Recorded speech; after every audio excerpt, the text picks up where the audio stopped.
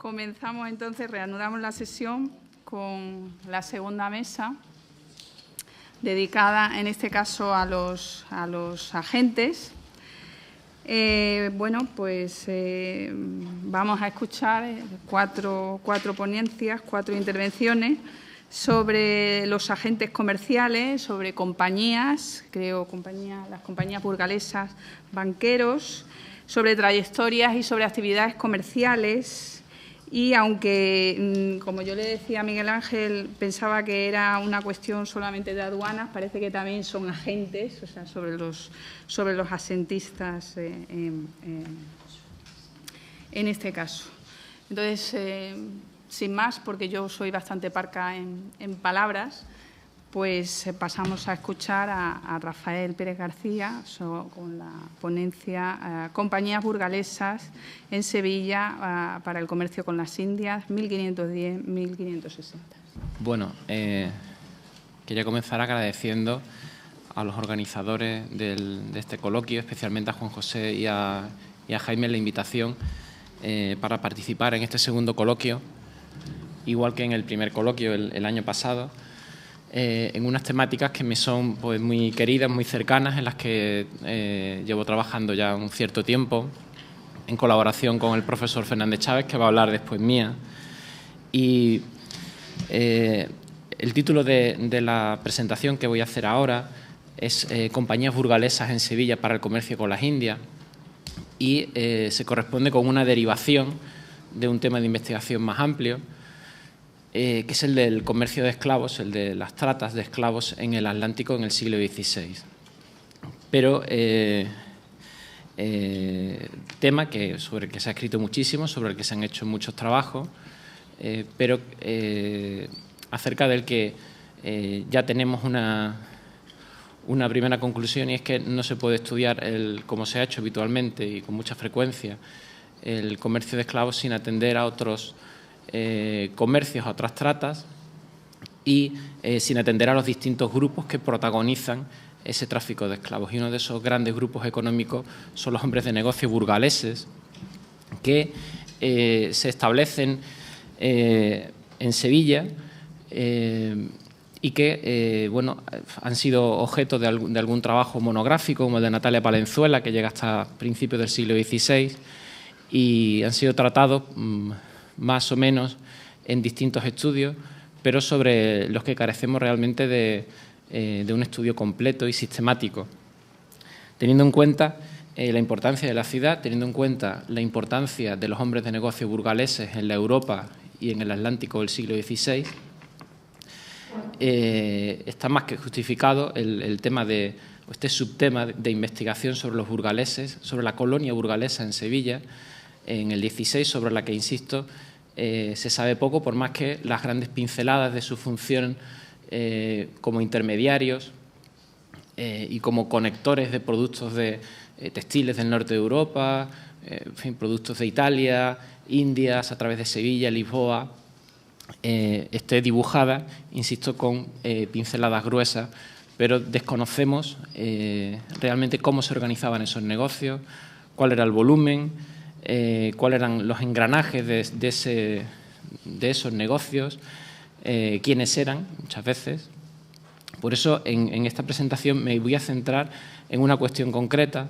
El año pasado, en el primer coloquio, hablé un poco de esa comunidad mercantil burgalesa en esta época. Voy a hablar de un periodo que tiene una coherencia cronológica dentro de la propia historia de la comunidad burgalesa en Sevilla, dado que entre 1510 y la década de los años 50 hay una gran generación que luego es sucedida por otra, igual que ha sido precedida por otra.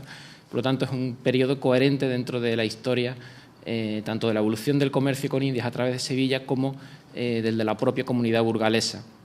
Y lo que ahora me interesa, y de lo que voy a dedicar los minutos que tengo, es precisamente a cómo a intentar plantear el problema más que a dar muchas respuestas, de cómo se organizan estos negocios, de estos hombres de negocios burgaleses en Sevilla, cuáles son las compañías que organizan o cómo son esas compañías, teniendo en cuenta que algunos especialistas en hombres de negocios burgaleses precisamente han llamado la atención en que es la adopción de o la organización mediante compañías más que mediante empresas de carácter meramente familiar, una de las claves del éxito de los burgaleses en la Europa del siglo XVI. Sin embargo, en Sevilla, aunque encontramos compañías de burgaleses, y algunas voy a explicar aquí, lo cierto es que proporcionalmente y en relación a otros grupos, la presencia de compañías burgalesas es realmente irrelevante. O sea, podemos decir que menos del 1% de las compañías que documentamos en los protocolos de Sevilla son de burgaleses o participa algún burgalés. Lo que pasa es que también es engañoso porque sabemos que en ocasiones hacían acuerdos privados entre mercaderes burgaleses, acuerdos que no se hacían ante notario, pero sí quedaban escritos. En fin, si son dos mercaderes, hacen el contrato, cada uno se queda con una copia escrita con la letra del otro y de alguna forma es un mecanismo de seguro que luego sale a relucir y ahí es donde los encontramos en los pleitos que luego estallan años después en relación a las cargazones, etcétera. Por lo tanto, es difícil saber muchas veces hasta qué punto se están asociando o no se están asociando. Por lo tanto, tenemos de una parte mercaderes que trabajan individualmente o que son ellos realmente su empresa, porque luego vamos a ver un ejemplo en el que evidentemente ellos no lo hacen todos, tienen una serie de factores, de familiares, etcétera. Otro tipo de empresas responden realmente a ese modelo familiar, netamente. Luego vamos a ver cómo funcionan las compañías o alguna compañía donde intervienen burgaleses. Y, desde luego, lo que se pone de manifiesto, si queremos entender a los burgaleses de Sevilla, más allá de los burgaleses de Sevilla o los burgaleses de Burgos o los burgaleses de Amberes, es que necesitamos reconstrucciones genealógicas, reconstrucciones familiares y después reconstrucciones de esas redes y de relaciones interpersonales y, a partir de ahí, de grupos, económicas, etcétera, mucho más amplias de las que hasta el momento tenemos. Manuel Basas ya decía hace varias décadas que la comunidad burgalesa de Sevilla era tan importante como la de Brujas o la de Amberes. Y, sin embargo, estamos ante una carencia de estudios importantes que contrasta con la infinita abundancia de documentación que existe en los archivos sevillanos. Bien, a partir de aquí, lo que tenemos fundamentalmente son listas de nombres que podemos construir en base a distintos criterios. La lista que tenemos aquí, en este lado de aquí, está hecha a partir de un documento de Simancas que estudió Enrique Ote y que no publicó, pero analizó, extractó la información o cierta parte de la información.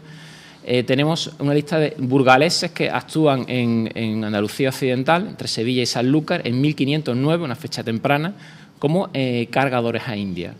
De alguna forma, no exactamente, pero están ordenados un poco por importancia en función del volumen de la carga que hacen en unos 20 y tantos barcos en este año.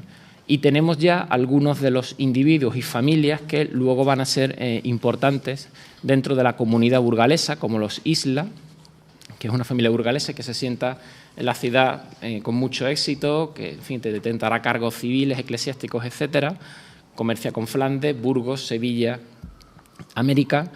Luego tenemos a otros individuos, Álvaro de Briones, Alonso de Nebreda, del que luego voy a hablar, Juan Jiménez de España, que es el conector, uno de los grandes conectores de Florencia, burgalés, Florencia, Sevilla y las Indias, Juan de Nájara, luego nos va a salir, y algunos otros que por los apellidos pues es fácil darse cuenta, Encinas, Soria, Maluenda, que pertenecen al núcleo de las grandes familias burgalesas. Estos son una lista de nombres en función del criterio de cargadores en un determinado año. Otra lista posible que se puede hacer es la de burgaleses que importan y que venden en Sevilla entre 1518 y 1525. Esto es una muestra hecha sobre documentos de reconocimiento de deudas, mercaderes o artesanos, normalmente mercaderes, que reconocen tener que pagarle a tal mercader burgalés una determinada cantidad. El 86% de lo que venden en esta época son textiles, es lógico, y dentro de los textiles lo que predominan son los lienzos, los angeos, los ruanes, que vienen fundamentalmente de Flandes, de Brujas especialmente, también de otros sitios. Y en esta lista encontramos nombres que nos han aparecido antes, como Alonso de Nebreda, apellidos que nos han aparecido antes porque pertenecen a la misma familia, pero también individuos nuevos. De aquí podemos sacar una primera conclusión. Es que la comunidad burgalesa tiene unos patrones de asentamiento que son similares a Rouen o a Brujas o a otros sitios, donde hay una serie de individuos que se quedan, se instalan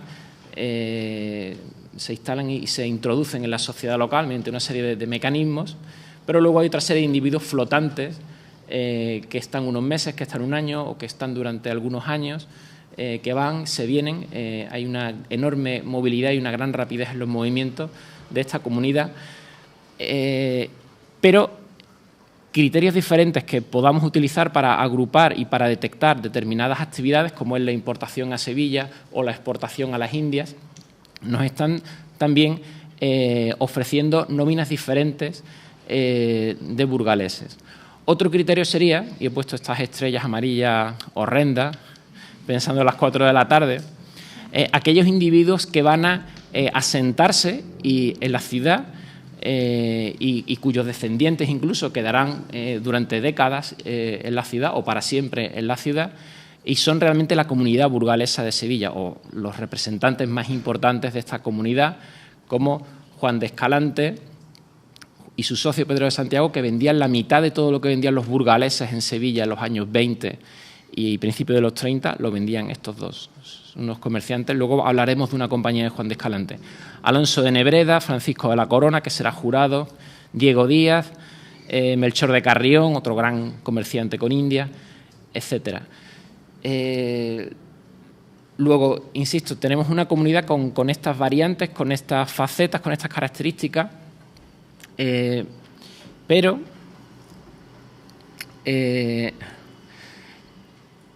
estas listas u otras que podríamos construir, como las que se dan para otorgar los poderes para el cobro de la avería o cuando se secuestran metales preciosos en los años 30, nos dan nóminas diferentes donde aparecen individuos que son los mismos porque son los que residen en la ciudad y otros que son simplemente estantes de paso, que están durante un periodo, una coyuntura de su carrera. Todas estas nóminas nos dan información, pero por otra parte también a veces, y esta es la pregunta que a mí me atormenta, detrás de estos nombres muchas veces se nos están ocultando o estamos perdiendo de vista a otros, por ejemplo, estos que hay aquí, que operan también en la ciudad o que operan en la ciudad a través de terceras personas. Y no son nombres menores. Juan Fernández de Castro, que sí que será vecino de Sevilla y vivía cerca de aquí, es un miembro de la familia de los Castro, que son uno de los grandes aseguradores del Atlántico en esta primera época, muere en los años 30. Es uno de los, es uno de los grandes gestores de la trata negrera en los años 20. Su familia además está muy interesada en los colorantes del Atlántico. Serán grandes promotores del palo Brasil en América en los años 20, en los años 30. Sin embargo, Juan Fernández de Castro, si miramos otro tipo de cosas como actividades típicas de burgaleses, como importadores de determinados productos, exportadores de determinados productos, pues no lo documentamos. Juan Gutiérrez Bernuy, los Bernuy son los reyes del pastel. También hay un Bernuy que muere en Sevilla en el año 30. Tampoco nos aparece en esas otras actividades.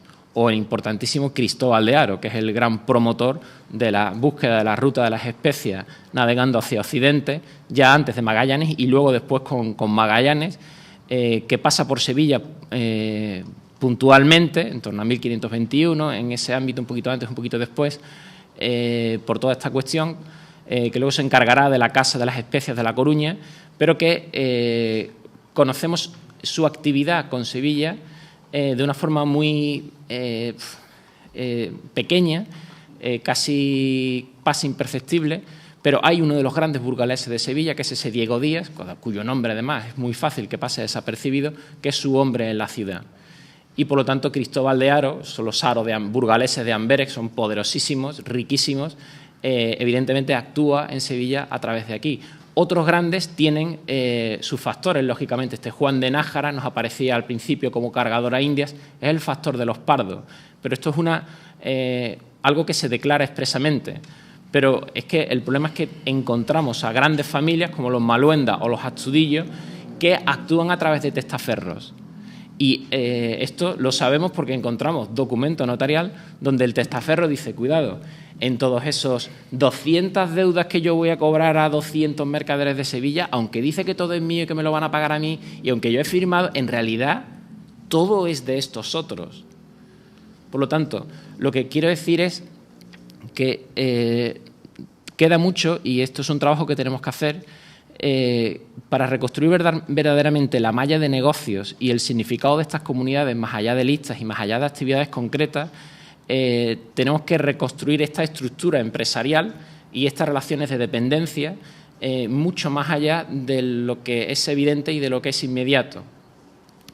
Bueno, no sé si ha quedado como el tiempo, que quedan 5 minutos.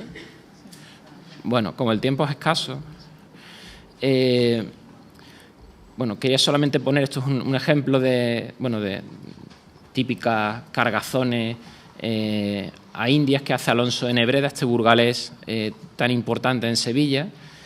A ver si lo encuentro aquí. Esto es un ejemplo de una compañía que hace Juan de Escalante, que muere en 1543. Un ejemplo de compañía que hace Juan de Escalante con un comerciante, un mercader sevillano bastante importante, que es Rodrigo Álvarez, y con otro burgalés que es Francisco de Prádanos. Esto es una cargazón típica de la época, 1536. La inversión es de unos 3.500 ducados, cada uno pone una tercera parte del capital, los beneficios se reparten de esa proporción. Prádanos se lleva más porque es el que acompaña la mercancía a América. Los productos que se encuentran, bueno, pues son enormemente variados. En el texto escrito vendrá la cargazón entera porque es interesantísima. Aparte, por supuesto, de camisas de Rouen, holandas, angeos, zapatos, gorras, en fin, vino, harina, armas, espejos, en fin, todo lo que es típico y todos conocemos, esclavos, importante, 5 o 6 esclavos. Hay un producto que me parece especialmente interesante.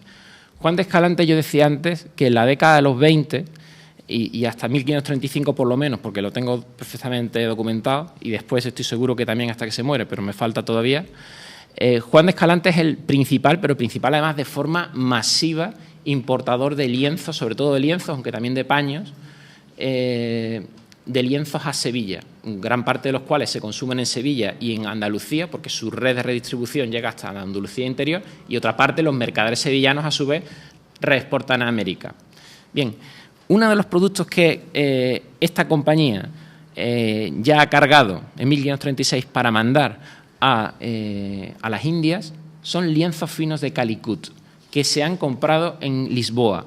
No lo he dicho, Juan de Escalante, desde 1510 aproximadamente, además es uno de los principales, de los 2 o 3 principales compradores de especias en Lisboa al rey de Portugal. Y además le hace, además financia la carrera de India. Tiene muy buenos contactos en Lisboa y allí empieza a comprar lienzos finos de Calicut. Pero es que, es decir, lienzos que vienen por la ruta del Cabo hasta Lisboa, él trae a Sevilla y desde Sevilla manda a América en 1536. Pero es que cuando muere en 1543 sabemos que al circuito que sirvió, el circuito básico primario de los burgaleses, que sirvió para construir su poder, que es el circuito de Flandes, lana para allá, textiles para acá, sobre todo lienzo, él trae el lienzo de la India, lo introduce y va a competir con el otro lienzo que él ya controla, pero es que además él crea una ruta para traer seda mexicana, estamos hablando de 1540, seda mexicana a Europa. Luego, es un burgalés de Sevilla, típico burgalés de Sevilla, que desde Sevilla está pensando y creando un auténtico mercado global del textil y jugando con los precios y los productos a una escala planetaria en un momento muy temprano. Esto mismo que hace Juan de Escalante, que es un señor no demasiado conocido, de hecho no conocido a pesar de su importancia, es lo que estaban haciendo a otra escala o querían hacer los aros de Amberes, Lisboa, Sevilla, Burgos, etcétera, con las especias. O sea, son realmente un grupo económico con una extraordinaria movilidad y la estructura empresarial y la estructura de relaciones entre las familias y los distintos grupos y compañías es lo que nos permite entender una dinámica espectacular, porque son realmente constructores de un mundo económico globalizado.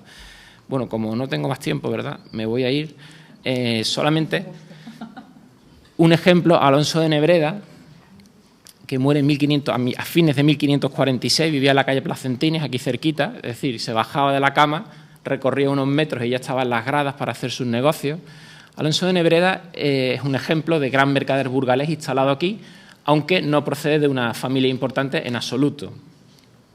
Desde 1504 se documenta en Sevilla, aunque en 1507 reside en Brujas. Él hace cargamentos entre Sevilla, Sanlúcar y los puertos de Flandes en los primeros, bueno, durante toda su vida, pero así es como él comienza.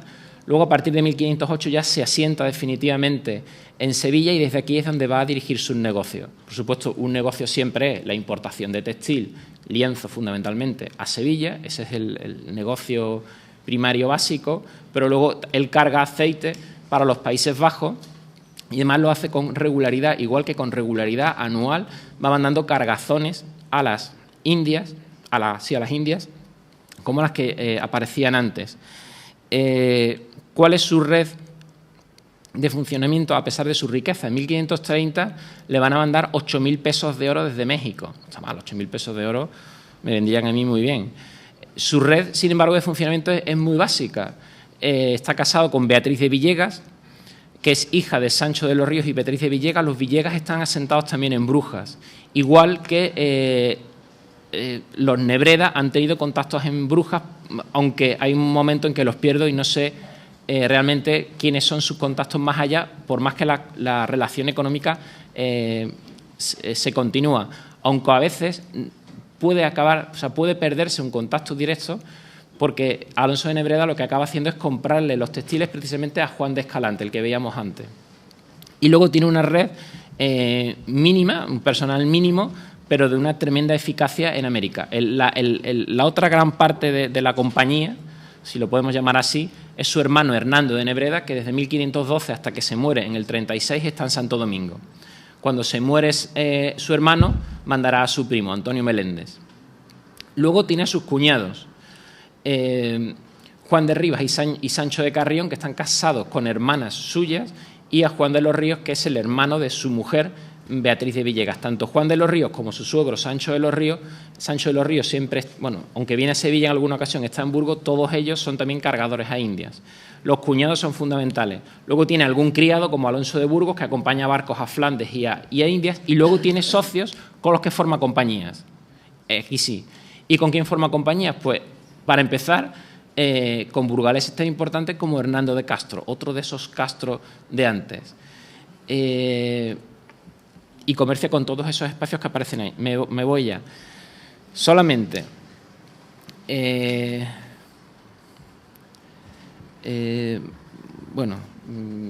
solamente decirme que con esto y un bizcocho lo dejamos. Ya está en la hora.